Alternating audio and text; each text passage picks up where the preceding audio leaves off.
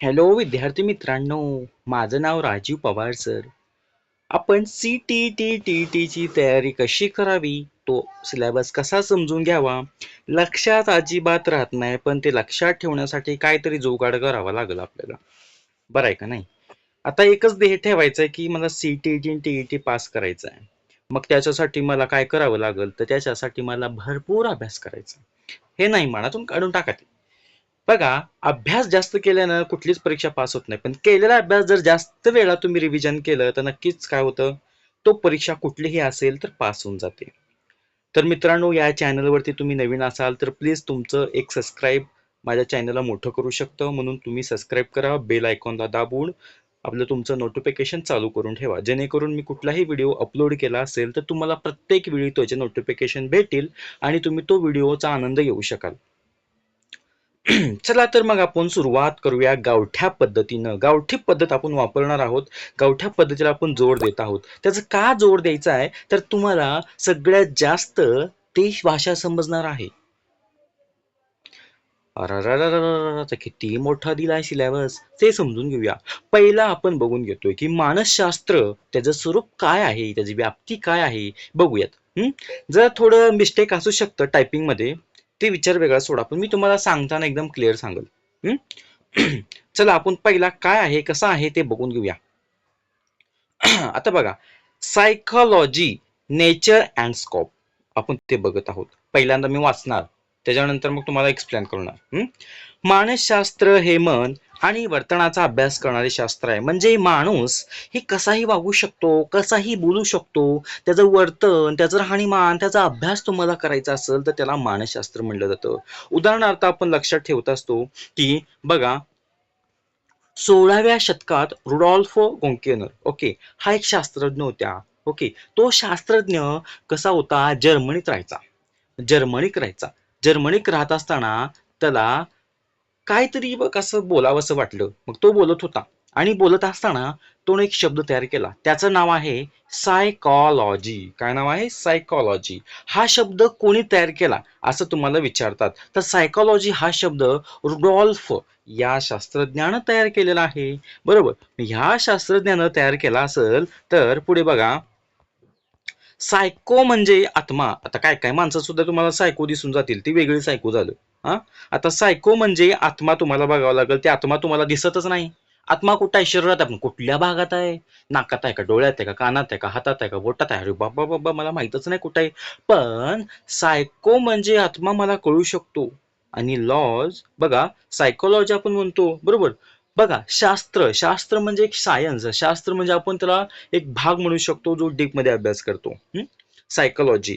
बघा, रुडॉल्फने ह्या दोन शब्दांचा एकत्र अभ्यास करून आत्म्याचा अभ्यास करणं, हे अभ्यास काय केलं त्यांनी सांगितलं. बरोबर. मग बघा, सायको आणि लॉज हे दोन शब्द जे आहे हे ग्रीक शब्दापासून तयार झाले. ग्रीक शब्द, ग्रीक, आपण कधी ग्रीकला ऐकलंच नाही, लहानपणापासून आपण शाळेमध्ये ऐकतोय ग्रीक तत्ववेत्ता, ग्रीक शब्द. ओके, तशाच पद्धतीने लक्षात ठेवा मित्रांनो. जास्त लोड घेतलं ना काय होतं माहिती आहे का, तुमच्या डोक्याला परत आत्म्याचा अभ्यास करत बसावं लागेल. आता बघा, पहिल्यांदा काय झालं, पूर्वी पूर्वी म्हणजे फार जुन्याची गोष्ट आहे. हा, पूर्वी आत्म्याचं शास्त्र म्हणून ज्याचा उल्लेख करायचा तो शतक 21 होतं. 21वं शतक होतं, त्यावेळेस आपण तर जन्मलंच नव्हतो. बरोबर आहे का नाही? आपण जन्मलंच नव्हतं तेव्हापासून टीटी का हाय का काय, बाबा बाबा बघा. आणि वर्तनाचा शतक मानलं जातं. 21वं शतक तुम्हाला विचारू शकतात बरं का.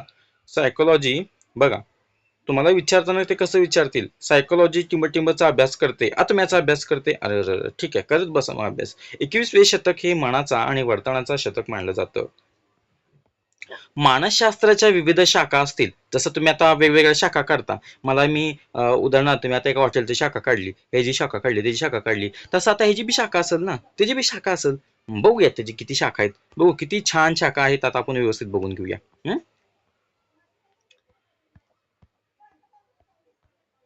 हा, मग त्याच्या विविध शाखा आपल्याला जर दिसल्या तर त्याच्या विविध पैलूंचा अभ्यास करणं सुद्धा त्याच्यामध्ये दिसून आलं. बरोबर. या पाठातून आपण मानसशास्त्राची पार्श्वभूमी काय, त्याची व्याख्या काय, व्याख्या कोणी केली, कशी केली, त्याच्या व्याख्याचा अर्थ काय आहे, त्याचं स्वरूप कोण, त्याची व्याप्ती काय, त्याचं वैशिष्ट्य काय असणार, हे आपण अभ्यास करूया. जेवढं पेपरला येतंय तेवढंच करूया. आपल्याला PhD करायची नाहीये. आपल्याला टीईटी पास करायचे आणि टीईटी पास करण्यासाठी उत्तम उदाहरण आहे. आता पहिल्यांदा बघून घेऊया हे शास्त्रज्ञ तुम्हाला दिसत. वा वा वा वा, अरिस्टॉटल. बरं, अरिस्टॉटल नावाचा एक शास्त्रज्ञ होता. बघा, त्यांनी इसवी सन पूर्व 384 ते 322 पासून ग्रीक तत्ववेत्ता म्हणून त्यांना ओळखलं जातं. त्यांनी काय केलं तर त्यांनी केलं होतं बघा, त्यांच्या काळापासून मानसशास्त्र म्हणजे सायकोलॉजीच्या अभ्यासाची सुरुवात झाली. बाबा, सायकोलॉजीची सुरुवात कुठं झाली, कोणी केली, हे वेगळं झालं. त्याच्यानंतर तुम्हाला विचारतील की ऑरिस्टॉटलच्या काळापासून मानसशास्त्राच्या अभ्यासाची सुरुवात झाली होती. बरोबर आहे, बरोबर. ऑरिस्टॉटल यांनी डी ॲनिमा नावाचा ग्रंथ लिहिला. हा मोस्ट इम्पॉर्टंट आहे, तुम्हाला जोड्या लावा किंवा तुम्हाला क्वेश्चन पडू शकतो की ऑरिस्टॉटल यांनी कोणत्या नावाचा ग्रंथ लिहिला आहे. तुम्हाला टीईटी किंवा सीटीटीला हमखास असे प्रश्न येत असतात रे. बघा, ऑरिस्टॉटल यांनी डी ॲनिमा नावाचा ग्रंथ लिहिला. कसं लिहिला? डी ॲनिमा. ओके, मग कसं लक्षात ठेवायचं बघा, ॲनिमा, एमा, ॲनिमा, बरोबर. Aristotle, de anima. एवढं किती छान लक्षात राहते रे. बघा, त्यात मानसशास्त्राचं विधेयक मस्तपैकी अभ्यास केलाय. आता खाली बघूया, पिवळं पिवळं केलंय त्या भागाकडे आपण जाऊया.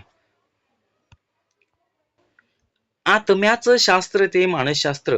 आत्म्याच्या शास्त्रातून मानसशास्त्रापर्यंत जी वाट आहे डोंगरासारखी, त्याची व्याख्या कुणी केली? ऑरिस्टॉटलने केली. उदाहरणार्थ टिंबटिंब आत्म्याचे शास्त्र ते मानसशास्त्र ही व्याख्या टिंबटिंब या शास्त्रज्ञांनी केली आहे. अजिबात माहित होत नाही. बघा, आत्म्याचं शास्त्र ते मानसशास्त्र याची व्याख्या ऑरिस्टॉटल यांनीच केलेली आहे. लक्षात ठेवा, हे ऑरिस्टॉटल तुम्हाला दिसून येतील. त्याच्यानंतर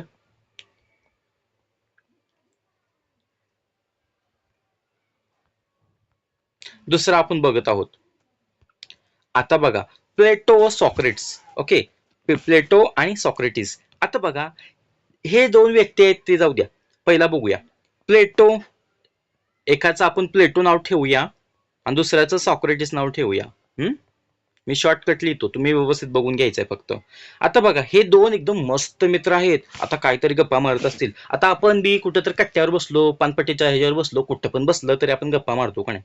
मग आपण गप्पा मारत असताना कुठल्या बी मागच्या गोष्टी करून काढतो. चांगलं तर आपण कधीच करत नाही. परंतु हे जे शास्त्रज्ञ होते, चांगलं विचार करायचे, आपल्यासारखं नाही.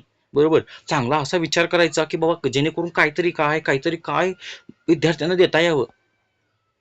मग जेणेकरून ह्या दोन वेगवेगळ्या शास्त्रज्ञांनी, प्लेटो आणि सॉक्रेटिस, लक्षात ठेवा, या दोन ग्रीक तत्वज्ञांनी काय केलं? मानसशास्त्राचा अभ्यास सुरू केला. आपण हायतीचा अभ्यास करायला नको वाटाले, त्यांनी अभ्यास सुरू केला मानसशास्त्राचा. कोणी केला? प्लेटो, सॉक्रेटिस यांनी केला. बरोबर. मग त्यात मानवाच्या मनाचा, आत्म्याचा अभ्यास केला जातो. मानवाचं मन, मेरा मन तो बहुत दुखी है, तो सायकोलॉजी के अनुसार वो क्या हुआ? बरोबर का? मेरा मन बहुत उदास है, मेरी सहेली और मेरी जो बेस्ट फ्रेंड आहे वो मुझे धोखा दे दिया. हे असलं पांचट, हे आपण काय विचार करत बसतो? हे आपलं मन झालं. माझं मन लय नाराज आहे. का? आज पाऊस पडला आणि पाऊस पडल्यानंतर माझी गाडी पंक्चर झाली. गाडी पंक्चर झाल्यानंतर मग असं झालं, तसं झालं, तसं झालं. अरे बघा, आपण आपल्या मनाचा विचार केला तर आपलं मन सारखं रडतंय, बोंबलतेच. परंतु सायकोलॉजीनुसार मानवाच्या मनाचा अभ्यास केला जातो. का? मानवाचं मन वेगवेगळं आहे. उदाहरणार्थ बंट्याचं वेगळं आहे, गण्याचं वेगळं आहे, बबल्याचं वेगळं आहे. ओके, गण्याचं वेगळं आहे, गुड्डीचं वेगळं आहे, परीचं वेगळं आहे, अजून म्हणलं तर गणेशचं वेगळं आहे. म्हणजे सगळ्यांचं मन वेगळं आहे. कोणाचं चांगलं आहे, कोणाचं वाईट आहे, कोणाचं कपट्या वेगवेगळं आहे. आत्म्याचा अभ्यास करण्यासाठी प्लेटो आणि सॉक्रेटिस नावाच्या दोन शास्त्रज्ञांनी अभ्यास करायला सुरुवात केली. मग त्यांनी काय केलं? त्यांनी पाप या शब्दांना महत्व आहे. पाप, आता पाप म्हणजे काय? पाप, आता तुम्हाला माहिती आहे, पाप या शब्दांना महत्व प्राप्त झालं. बरोबर. तेव्हापासून देवाच्या पूज्याने मानसशास्त्र शिकवण्यास सुरुवात केली. म्हणजे पाप आणि पुण्य आहे ह्या दोघांना वाटायचं. हे बाबा कोंबडीला मारायचं नाही, हे बाबा मुंग्याला मारायचं नाही. उदाहरणार्थ पाप शब्द कुणापासून आला? सायकोलॉजीमध्ये प्लेटो, सॉक्रेटिस या दोन सायंटिस्ट मुळे आलाय. पाप. ओके, नीट अभ्यास करणार तर मारेल तुम्हाला बाप. ओके. पाप या शब्दांना महत्व कोणी दिलं? तर या दोन व्यक्तींनी महत्व दिलं. त्याच्यामुळं काय झालं? तर त्याच्यामुळं मानसशास्त्रामध्ये वेगळं थोडंसं काय झालं? वळण प्राप्त झालं. मग वळण आलं, आता बघा तुमच्या केसाला वळण नाही तसं ह्याला पण वळण आहे. आता बघा, वळण वेगवेगळ्या प्रकारचं असू शकतं. मग देवाच्या पूजाने मानसशास्त्राच्या शिकवण्याला सुरुवात करू लागली. हे प्लेटो आणि सॉक्रेटिसच्या काळामध्ये सुरू झालेलं आहे. बरोबर. नंतर बघा खालचा भाग. प्लेटो यांनी रिपब्लिक प्रजासत्ताक नावाचा ग्रंथ लिहिला. अररररर, आता किती ग्रंथ द्यायला लागलेत हे. आता कसं वाचायचं? आता लक्षात कसं ठेवायचं? आपण लहानपणी प्रजासत्ताक दिना दिवशी लाडू दिला तर आपण प्लेटमध्ये लाडू ठेवून खायचो. खायचो का नाही? जेव्हा आपल्या शाळेमध्ये झेंडा फडकावला जायचा, बरोबर, झेंडा फडकवल्यानंतर तुम्ही घरी जायचे शाळेमधून. हा, शाळेमधून घरी गेल्यानंतर तुम्हाला लाडू, चिवडा, जिलेबी काहीतरी द्यायची, मीठ. ओके, स्वीट एकदम छान असं. मग तुम्ही प्रजासत्ताक दिनाशी जे लाडू दिलं जातं तुम्ही ते प्लेटमध्ये बसून खायचंय. प्लेटमध्ये बसून म्हणजे कसं लक्षात ठेवलं? प्लेटो, तिथला कॉमन सेन्स मी जोडला. ह्याला म्हणतात ट्रिकनुसार करणे. ओके. प्लेटो, प्रजासत्ताक नावाचा ग्रंथ कोणी लिहिला? प्लेटो आणि सॉक्रेटिस या दोघांनी केला. म्हणजे इंग्लिशमध्ये त्याला रिपब्लिक काय म्हणतात? ग्रंथ म्हणतात. बघा, आणि त्यांचे व्यक्तिमत्वाचे विचार हे प्रजासत्ताकमध्ये मांडले. की मला काय वाटतं, मला काय वाटतं सायकोलॉजीनुसार त्या रिपब्लिक, त्या प्रजासत्ताक नावाच्या ग्रंथामध्ये या दोघांनी मांडलं. बरोबर. आता खाली जाऊया, बोधावस्थेचा अभ्यास करूया. आता बोधावस्थेचा अभ्यास करण्यासाठी आपण बोधावस्थेचा अभ्यास करूया. हो काय, हे शास्त्र तुम्हाला दिसून येतात. हे काय करतात? हे बोधावस्थेचा अभ्यास त्यांनी केलेला आहे. आता बघून झाला असेल. हा, बोधावस्थेचा अभ्यास करण्यासाठी तुम्हाला काय करावं लागेल? बघा, पहिल्यांदा 19व्या शतकामध्ये मानसशास्त्राचा प्रयोग केला होता. बरोबर. आणि त्याचा 1879 मध्ये विलंब झाला होता. आणि त्यांचं नाव आहे बुंट. बुट नाही, बूट, बुंट. ओके. बघा, जर्मनीतील लायजिंग, लेप्झिग, बरोबर, ते टायपिंग मिस्टेक आहे. लेप्झिग विद्यापीठात पहिले मानसशास्त्र प्रयोगशाळा सुरू केली. तुम्हाला विचारतात 1879 मध्ये, बघा 1879 मध्ये टिंबटिंब यांनी विद्यापीठात पहिले मानसशास्त्र प्रयोगशाळा सुरू केली. त्यांचं नाव आहे विल्यम बुंट. ओके. विद्यापीठाचं नाव काय आहे? लेप्झिग. हा, म्हणून त्यांनी प्रायोगिक मानसशास्त्राचे जनक म्हणले जाते. तुम्हाला असंही विचारलं जाऊ शकतं, प्रायोगिक मानसशास्त्राचा जनक कुणाला म्हटलं जातं? विल्यम बुंट. बरोबर, विल्यम बुंट. कसं लक्षात ठेवायचं? प्रयोगशाळेमध्ये बूट घालून जायचा नाही. प्रयोगशाळेमध्ये बूट घालून जायचा नाही. मग तुम्हाला लक्षात आलं, हा मला सरांनी असं शिकवलं होतं, म्हणजे मला लक्षात आलं. मला लक्षात आलं, आणि लक्षात आल्या आल्या मी चट्टमन काय केलं? ऑप्शनला गरा गरा गरा गरा काळं केलं. मग 1 मार्क भेटला मला. 1 मार्क भेटल्या असं तुम्ही खुश झाला, जेणेकरून तुम्हाला 10 लाख रुपये दिले म्हणे. पुढे बघा, बोंट यांनी बोधावस्थेचा अनुभव.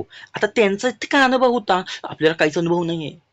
आपल्याला काहीच अनुभव नाही, पण त्यांना इतका अनुभव होता बोंटला. त्यांची संकल्पना एवढी भारी होती, बाबा बाबा इतकी भारी होती, काय सांगू तुम्हाला मी. बोधावस्थेचा अनुभव म्हणजे बघा, त्या व्यक्तीच्या मानसिक जी काय कला आहे, जी काही आत्मसात आहे, ती सगळं त्यांना जाणीव झालं होतं. त्यांनी मानसशास्त्र हे बोधावस्थेचे शास्त्र आहे असं सांगून टाकलं. अख्ख्या जगाला सांगून टाकलं. मानसशास्त्र हे बोधावस्थेचे शास्त्र आहे. कोणी सांगितलं? विल्यम बुंट. मग कसं लक्षात ठेवायचं? बोध, बघा, बोधकथा सांगताना बूट घालायचं नाही. बोधकथा सांगताना बूट घालायचं नाही. का घालायचं नाही? घालायचंच नाही. ओके, घालायचं नंतर घालायचं नाही. ट्रिक आहे हे. बरोबर, लक्षात ठेवण्याची ट्रिक आहे. त्यांनी वैज्ञानिक भूमिकेवर आधारित मानसशास्त्राचा पाया घातला. बघा, कोणत्या व्यक्तीने भूमिकेवर आधारित मानसशास्त्राचा पाया घातला तुम्हाला विचारतात, तर तिथं तुम्ही काय टाकायचं आहे? विल्यम बुंट. आणि मानसशास्त्र हे बोधावस्थेचे शास्त्र आहे म्हणून कबूल केलं. बरोबर का नाही? कबूल केलं. मी कबूल है, कबूल है, कबूल है. बरोबर का नाही? आता मुख्य मुद्दे बघूयात आपण. मानसशास्त्राचा उदय कुठून झाला?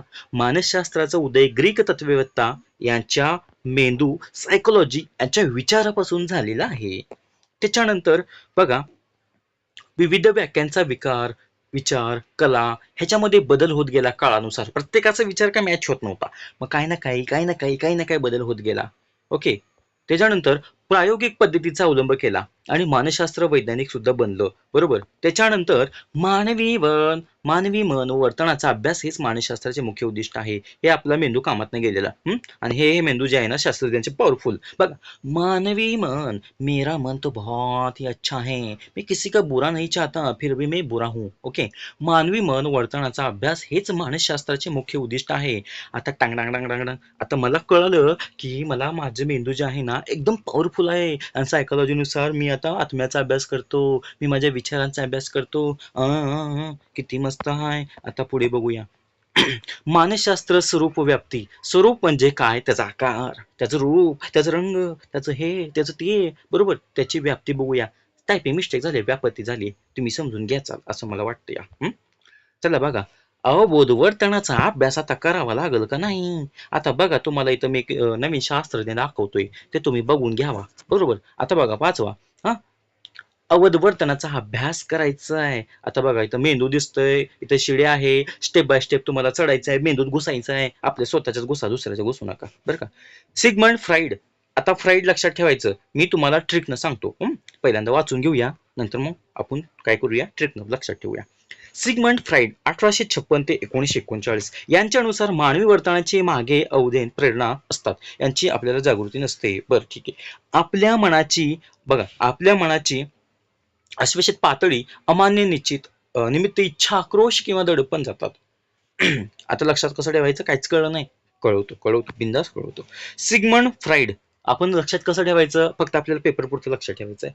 फ्राईड राईस तुम्ही खाल्लाय का रे कधी चायनीजच्या दुकानावरती? फ्राईड राईस तसं लक्षात ठेवायचं आहे. बघा, फ्राईड राईस मध्ये लक्षात ठेवायचं आहे तुम्हाला 1856 ते 1939. बरोबर.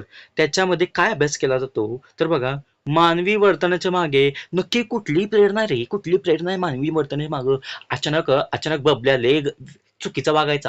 अचानक बबल्या इतका चोऱ्या करायचा वर्गामध्ये, इतका आगाऊपणा करायचा. दुसऱ्या दिवशी अचानक काय झालं की त्याला इतका चांगला वागायला लागला, इतका चांगला वागायला, लोक घाबरायला लागले त्याने एवढं का चांगला वागायला. बरोबर आहे की नाही? म्हणजे अचानक माणसामध्ये चांगल्या वर्तनाची जर बदल होत असेल तर आपण म्हणू शकतो तसं. नक्कीच म्हणू शकतो ना.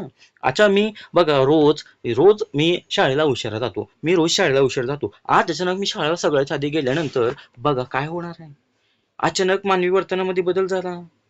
फ्राईड राईस खाऊन मी सगळ्या गोष्टी काय करतोय? नवीन तयार करतोय. मानवी वर्तनाच्या मागे नक्की प्रेरणा कुणाची आहे? प्रेरणा म्हणजे तुम्हाला एखाद्या गोष्टीचं दिलेलं मोटिवेशन किंवा तुम्ही घेतलेलं मोटिवेशन. बरोबर. ती प्रेरणा नका समजू. झिपुरी. ती प्रेरणा नका समजू. ती प्रेरणा केलं तर तुमची टीईटी नापास होता तुम्ही. पण तुम्ही इथून प्रेरणा घ्या, चांगली प्रेरणा घ्या. मग तुम्ही प्रेरणाच्या मागे जर गेला तर तुमची इच्छा, तुमचा आक्रोश, तुमचा दडपण, हे सगळं काय होतं? हे सगळं अमान्य होतं. म्हणून कधीही प्रेरणाच्या मागं पळू नका बाळांनो. तुम्ही जर प्रेरणाच्या मागं पळाला, झिपरीच्या मागं पळाला, तुमचा इच्छा, आक्रोश, दडपण हे सगळं वाया जाणार, अमान्य होणार. हे सगळं वर्तनाचा अभ्यास केलाय फ्राईड राईस खाता खाता. बरोबर. सिगमंड फ्राईडने हेच सांगितले तुम्हाला. तुमचं इच्छा, आक्रोश, दडपण हे अमान्य होतात, म्हणून प्रेरणाच्या माग नका जाऊ रे गाबड्यांनो. बरोबर. आता हे सगळं अभ्यास केल्यानंतर या झिपरीला खुडून टाकतो, त्याचा झिपरीचा विचार करत बच्चाल आणि परत अजून नापास होऊन बच्चाल. बघा, वर्तनाचा अभ्यास आता करूया. चला. अगं बाई, मांजर आलं इथं. मांजराला काय करते ते बघते वाटतं. चला आपण पण बघूया. आता मांजर आहे का होते सर? ते उंदीर दिसते तुम्ही मांजर का म्हणता? बरं, ठीक आहे. बघा, वर्तनाचा अभ्यास करूया. प्रत्येक व्यक्तीच्या वर्तन हे वाईट असू शकतं का नाहीये, चांगलं असू शकतं का नाहीये, वेगवेगळं असू शकतं, कसंही असू द्या, पण त्याचा अभ्यास आपल्याला करायचा आहे. बघा, एक अमेरिकन शास्त्रज्ञ होत्या. बरोबर. एक अमेरिकन शास्त्रज्ञ होत्या. ते अमेरिकन शास्त्रज्ञ नाव आहे वॉटसन. लक्षात कसं ठेवायचं हे? बघा, अमेरिकेची राजधानी कुठली आहे? वॉशिंग्टन. त्याच्यावरनं वॉटसन, असं लक्षात ठेवायचं. आता बघा, ते लक्षात ठेवल्यानंतर 1878 ते 1958 यांनी बघा काय केलं? यांनी उंदरावरती प्रयोग करायचा विचार केला. Psychology. Psychology is the science of the human behaviour. Okay. The changes behaviour. बघा बघा त्यांनी काय केलं? बघा, त्यांनी एक उंदीर घेतला. उंदरावरची टेस्ट करावं असं त्यांना वाटलं. बरोबर. म्हणजे बघा, मानवी वर्तनाचं जे अभ्यास आहे ते कसं घडतं एका प्राण्यावरती, एका पक्ष्यावरती, एका मानवी वर्तनावरती ते त्यांनी बघत होते. म्हणजेच वर्तन म्हणजे व्यक्ती किंवा प्राण्याने केलेली कुठली पण गोष्ट असू द्या, त्याचं निरीक्षण करता येतो बरं का. उदाहरणार्थ अचानक मांजर येड्याने करायला लागलाय. उदाहरणार्थ मगर अचानक दोन पायावर चालायला लागली. तुम्ही किती घाबरून घाबरून बघता, वर्तन करता. अचानक गल्ली बोळामध्ये बायकाची भांडणं लागली. अचानक गल्ली बोळामध्ये बारक्या लेकराची भांडणं लागली. तर बायकाची भांडणं जास्त तुम्ही आवर्जून बघता का बारक्या लेकराची? मोठ्या बायाची का? वेगळा शिव्या देतात, ते हातवारे करून बोलतात, ते वेगळंच असते. बारक्या लेकराचं कोण मनावर घेते रे? बरोबर आहे का नाही? तशा पद्धतीचा माणूस सगळ्यात जास्त कुठल्या गोष्टीकडे लक्ष देतो, कुठं निरीक्षण करतो, ह्याचा अभ्यास करता करता करता करता काय होणार आहे, त्याचं बिहेवियर चेंज होऊन जातं. जर तुम्ही चोरट्याच्या घोळक्यात राहिला तर तुम्ही चोरटे होणार. जर तुम्ही चांगल्या पोरांच्या मध्ये राहिला तर तुम्ही चांगले होणार. जर तुम्ही सुशिक्षित, प्रामाणिक, बुद्धिवंत, अजून म्हणलं तर देवत्व असणारं, बरोबर, माणुसकी असणाऱ्या व्यक्तिमत्वामध्ये राहिलात, तुम्ही तसंच बनून जाणार आहात. तसंच बनून जाणार आहात. The psychology is the science of the human behaviour, असंच ते सांगतात. अमेरिकन मानसशास्त्र आपल्याला हे सांगतात की जॉर्ज वॉटसन, की माणसाचं वर्तन हे निरीक्षण करण्यासाठी सुद्धा असू शकतं, त्याचा अभ्यास सुद्धा करण्यासाठी असू शकतं. अनुभव व वर्तनाचे शास्त्र. आता बघा, मानसशास्त्रात व्यक्तीचं केवळ वर्तनाचा अभ्यास केला जात नाही, तर त्याच्या मागं काय अनुभव आहे. नुसता अभ्यासच करत बसायचं येड्यासारखा नाही. त्याच्या मागं काहीतरी अनुभव आहे, त्याचा अभ्यास मला करायचा आहे. मन, मन आणि मानसशास्त्र. बरोबर. मानसशास्त्र म्हणजे अनुभव व वर्तनाचे शास्त्र होय, अशी व्याख्या सुद्धा केली गेली. अशी व्याख्या केल्या गेल्यानंतर प्रत्येक व्याख्येचं वेगवेगळं स्वरूप असू शकतं. आहे का ना? बघा, मानव व मानव, बघा जेवढे काय आता आपण बघितलं त्याच्या पद्धतीचं आपण जातोय. मानव व मानवेतर प्राण्यांचा अभ्यास. माकड दिसलं, कुत्रं दिसलं, कबूतर दिसलं, हत्ती दिसला, बघा, मानसशास्त्रज्ञांनी प्राण्यांच्या वर्तनावर देखील मानसशास्त्राचा अभ्यास करण्याचं महत्व दिलं. का? प्रत्येक प्राणी, माकडासारखं तुम्ही उड्या मारता का? नाही. कुत्र्यासारखं भुकाबट नाही. कुत्र्याचं वेगळं हालचाल, माकडाचं वेगळं हालचाल, कबुतराचं वेगळं, गाढवाचं वेगळं, म्हशीचं वेगळं, बोकडाचं वेगळं, माझं वेगळं, तुमचं वेगळं. तशा प्रकारचं एक त्यांनी उदाहरणासाठी काही प्राणी घेतले होते. बरोबर. मग प्राणी घेऊन त्याच्यावरती काय केलं, त्यांनी अभ्यास करण्याचं महत्व सांगितलं. बघा, मॉर्गन आणि किंग, रॉवर विनर या दोन शास्त्रज्ञांनी प्राण्यांवरती अभ्यास करून प्राण्यांचा अभ्यासावरती त्यांनी सायकोलॉजी कशी काम करते हे त्याचं महत्व स्पष्ट केलं. आणि हेच आपल्याला सांगण्याचा प्रयत्न केला जातो. त्या व्यक्तींचं नाव लक्षात ठेवायचं, मॉर्गन, किंग, ओके, आणि रॉविनर. बघा, किंग म्हणजे राजा. राजा कोण आहे? जंगलातला सिंह. सिंह कुठं आहे? प्राणी. लक्षात क्ल्यू घ्यायचंय. किंग म्हणला की तुम्हाला सिंह आठवला पाहिजे, प्राणी आठवला पाहिजे प्राण्यांचा अभ्यासासाठी. शॉर्टकट. आता पुढे जाऊया.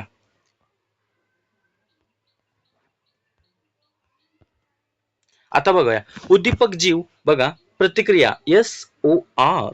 बघा, स्टिम्युलस. आता जीव आहे, मेरा जीव, ओके, जीव, ऑर्गॅनिझम, प्रतिक्रिया, रिस्पॉन्स. बघा, बिहेवियर, स्टिम्युलस, ऑर्गॅनिझम, रिस्पॉन्स. वर्तन, उद्दीपक, जीव, प्रतिक्रिया. प्रत्येक गोष्टीचं वेगवेगळं कारण आहे. तुम्हाला ही साखळी विचारली जाऊ शकते, तुम्ही ती साखळी चांगली लक्षात ठेवावी.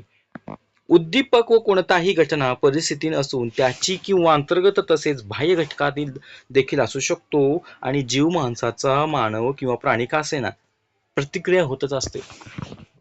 कुठली का प्रतिक्रिया असेल, चांगली वाईट प्रतिक्रिया होत असते. प्राण्यात सुद्धा होते, माणसात सुद्धा होते. बरोबर. आपण जेवढं काय वर बघितलं ना, ते सगळं काय आहे, ते सगळं विकसित झालेलं सगळा अभ्यास आहे का नाही. वर्तन व मानसिक प्रक्रियेचा शास्त्रीय दृष्टिकोनातून जो काही आपण अभ्यास करणारे शास्त्र म्हणलं जातं, मानसशास्त्र अशी नवीन व्याख्या सुद्धा तयार करतो. आणि ही नवीन व्याख्या रॉबर्ट, कोणी केलेला आहे? रॉबर्ट पॅटसन, ओके, त्यांनी तयार केलेला आहे. तर लक्षात ठेवण्यासाठी खूप भारी आहे. पुढे रचनावाद. बघा, आता रचनावाद पुढे बघूया. काय आहे? मानसशास्त्राचे विविध विचार प्रवाह. प्रवाह म्हणजे जाणे. बघा कसं जात आहे. पेन जरा दुसरा आहे की मास्तर. मानसशास्त्रातील पहिला विचार विल्यम वुंट यांच्या विद्यार्थी एडवर्ड टिचनर यांनी केला. माझा विद्यार्थी, माझा विद्यार्थी. विल्यम वुंटने म्हटला मेरा स्टुडंट एडवर्ड. बरोबर. मेरा स्टूडेंट एडवर्ड टीचर इसने कुछ तो शुरू किया है क्या? मानसशास्त्रीय पहिला विचार प्रवाह कोणाचा आहे? विद्यार्थ्याचा. शिक्षकाचं नाव काय आहे? William won't. विल्यम वुंटाचे विद्यार्थी कोण आहे? विद्यार्थी एडवर्ड. विद्यार्थी एडवर्डने काय केलं? विचार प्रवाह मांडला. कशाचा? मानसशास्त्राचा. पुढे एडवर्ड टिचनर हे कशाचे जनक होते? हे रचनावादाचे जनक होते. उंट, आता सौदी अरेबियामधला उंट नाही, हे वेगळा. उंट हे शास्त्रज्ञाचं नाव आहे. ओके. उंट त्यांनी केलेला अंतदर्शनात्मक किंवा बोधात्मक जाणीवांचा अभ्यास केला. रचनावादी मानवी मनाच्या आतील क्रिया, प्रक्रिया, विश्लेषण हे सगळं करण्यासाठी अंतर्दर्शनात्मक तंत्राचा वापर केला. आत्मज्ञान, अंतरात्मा बस. कार्यवाद, अमेरिकन मानसशास्त्र, आता हे पण अमेरिका नाही, USA आहे, युनायटेड स्टेट ऑफ अमेरिका. अमेरिकेचा एक शास्त्रज्ञ होता, त्या शास्त्रज्ञाचं नाव होतं विल्यम जेम्स.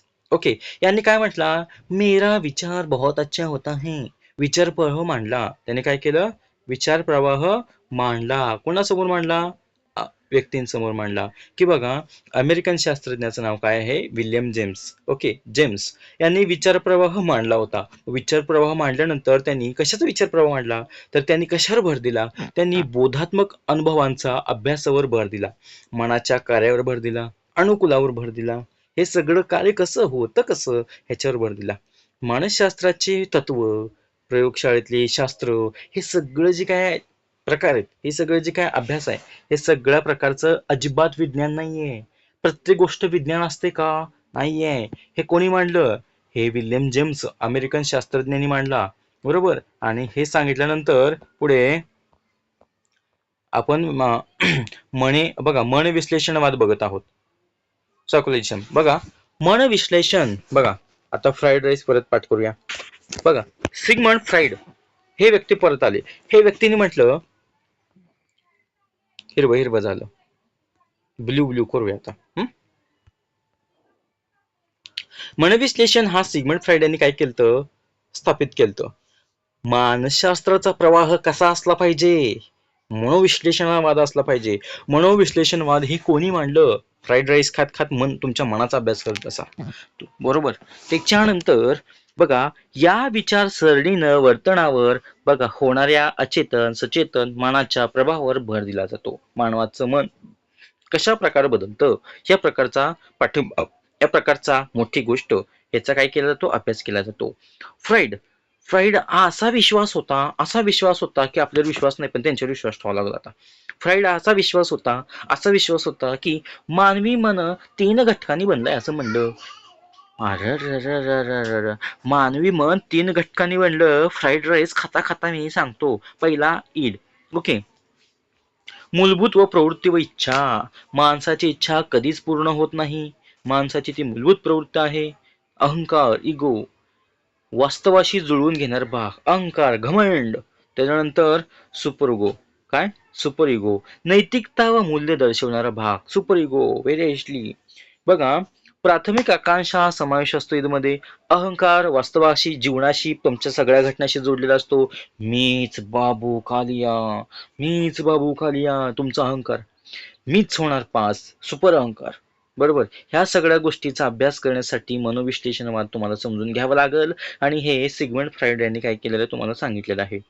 त्यांच्या या अभ्यासातून तुम्हाला ह्या गोष्टी समजून येतील की माणूस 3 प्रकारचं त्याचं मन असतं. वर्तनवाद, बिहेवियर. माणसाचं वर्तन हे विचित्र असते, कळतच नाही. म्हातारपणी लय वेगळं वाटतंय, तरुणपणी वेगळंच वाटतंय, एकदम जवानपणी वेगळं वाटतंय. मग आपण सायकोलॉजीनुसार लहान मुलांचा अभ्यास काय करतोय? आपण शाळेत काय टोनग्याला शिकवत नाही, शाळेत लेकरावाला शिकवणार आहे. आता जॉन बनिंगडॉन बघा, जॉन बी वॉटसन यांनी 20व्या शतकामध्ये जेवढं काय 20व्या शतकाचा पूर्वार्ध आहे, सुरुवातीचा भाग म्हणजे पूर्वार्ध भाग, हा विचार प्रवाह त्यातच मांडून टाकला त्यांनी. आता काय तर उद्या मी मांडून टाकतो, एकदाच मांडून टाकतो आता मी. ओके, असं म्हणले. मग त्यांनी मांडून टाकल्यानंतर अचेतन मन, बघा अचेतन मन, दुसरीकडेच खोडलो. अचेतन मन, बरोबर. बोधात्मक अनुभव याच्या अभ्यासाला त्यांनी विरोध केला. ये सब नहीं करना पडेगा आपको, नहीं करना पडेगा.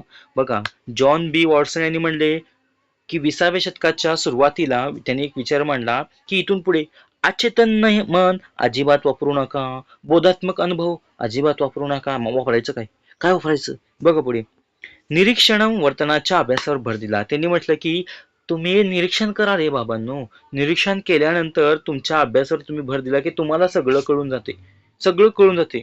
मग जॉन बी वॉटसन यांनी काय केलं? इव्हॉन बघा, या काय काय लोकांनी काय केलं? जॉन बी वॉटसन, इव्हन पॅवलॉव, बी एफ स्किनर, ह्या लोकांनी हे लोक बी मानसशास्त्रज्ञ आहेत, पण ह्यांनी वर्तनवादी मानसशास्त्र. वर्तनवादी का? की त्यांनी निरीक्षण करून अभ्यास केला सायकोलॉजीचा. सायकोलॉजी म्हणजे मानसशास्त्र हे हालचालीवरनं, निरीक्षणावरनं सुद्धा घडू शकतं. हे असं तिघं सांगितलेत. बिहेवियर, ओके, लक्षात ठेवा. वर्तनवाद बघा, वर्तन तुमचा प्रत्येकाचं वर्तन मी मागापासून सांगत आलो की वेगवेगळं आहे. बरोबर आहे का नाही? वेगवेगळं आहे. बघा, सूचित करतो की सर्व वर्तन आंतरिक शक्तीपेक्षा पर्यावरण बघा कारणे असे स्पष्ट केले जाऊ शकते. वर्तनावर निरीक्षण करण्यापेक्षा वर्तन केंद्रित आहे. हा. पुढे, मानवतावाद. मानवतावाद, कार्ल रॉजर्स यांनी 20व्या शतकाच्या उत्तरार्धात मानवतावाद हा विचार प्रभाव मांडला. कार्ल रॉजर्स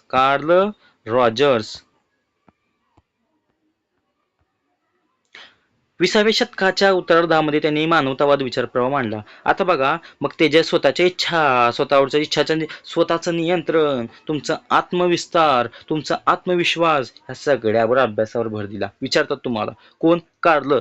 तुम्ही कारलं खाल्लं की तुमची इच्छा होते का? कारलं खायची होत नाही. स्वइच्छा. तुमचं जिभेवर नियंत्रण राहत नाही.